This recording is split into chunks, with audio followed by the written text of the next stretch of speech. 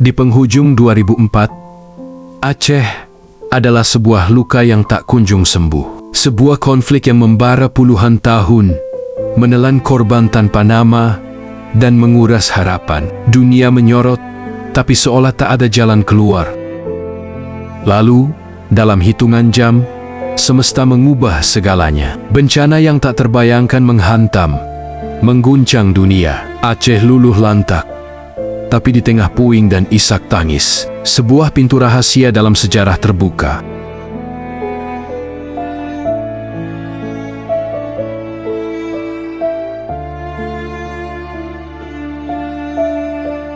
Tsunami 2004 adalah tragedi kemanusiaan terbesar di abad modern.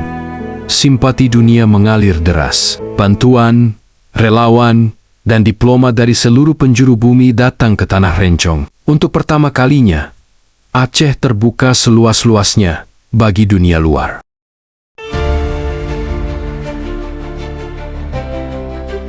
Tapi mereka yang datang tidak hanya membawa makanan dan obat-obatan. Mereka membawa mata dan telinga. Mereka melihat sebuah wilayah yang hancur, namun juga sebuah konflik yang tak kunjung usai.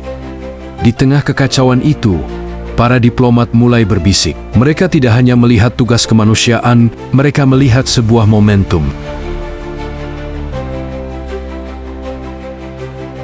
Di forum-forum internasional, di koridor-koridor kekuasaan Jenewa hingga New York, sebuah gagasan radikal mulai dibahas secara serius.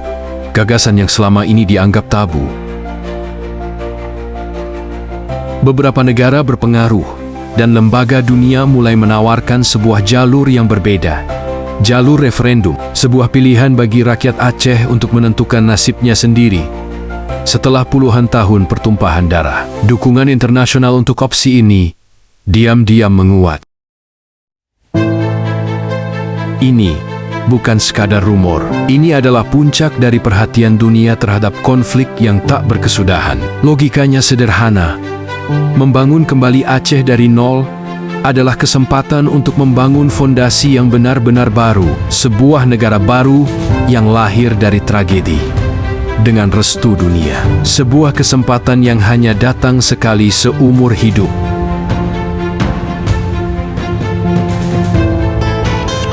Tapi Jakarta tidak tinggal diam. Isu ini terlalu sensitif, terlalu berbahaya. Sebelum gagasan referendum sempat mengakar kuat di panggung dunia, Indonesia bergerak cepat, sangat cepat. Sebuah manuver diplomasi tingkat tinggi dilancarkan. Meja perundingan di Helsinki, Finlandia, disiapkan. Semua kekuatan dikerahkan untuk memastikan solusi bagi Aceh tetap berada di dalam bingkai Republik Indonesia. Tsunami yang membuka pintu bagi dunia luar juga menjadi alasan paling kuat untuk segera menutup pintu perdebatan. Alasannya, demi percepatan pemulihan.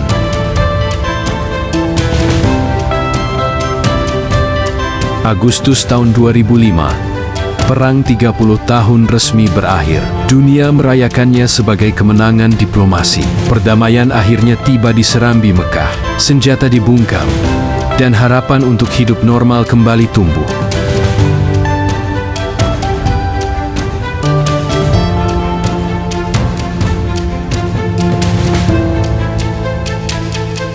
Aceh kembali tenang. Tapi di balik damai yang kita lihat hari ini, sebuah pertanyaan besar terkubur di bawahnya. Pertanyaan yang jarang berani kita ucapkan.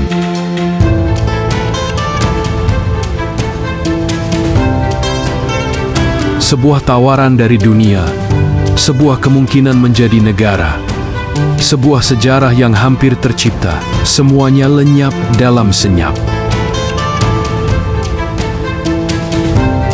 Sejarah seringkali ditulis oleh para pemenang, tapi kepingan-kepingan kebenaran yang tercecer tetap ada, menunggu untuk ditemukan. Fakta tentang momen ini mungkin telah dikubur dalam diam, tapi ingatan tidak akan pernah bisa sepenuhnya dipadamkan. Bagaimana menurutmu? Apakah kamu pernah mendengar kisah ini? Jika sejarah ini menggugahmu, tulis di kolom komentar. Kami ingin tahu kebenarannya.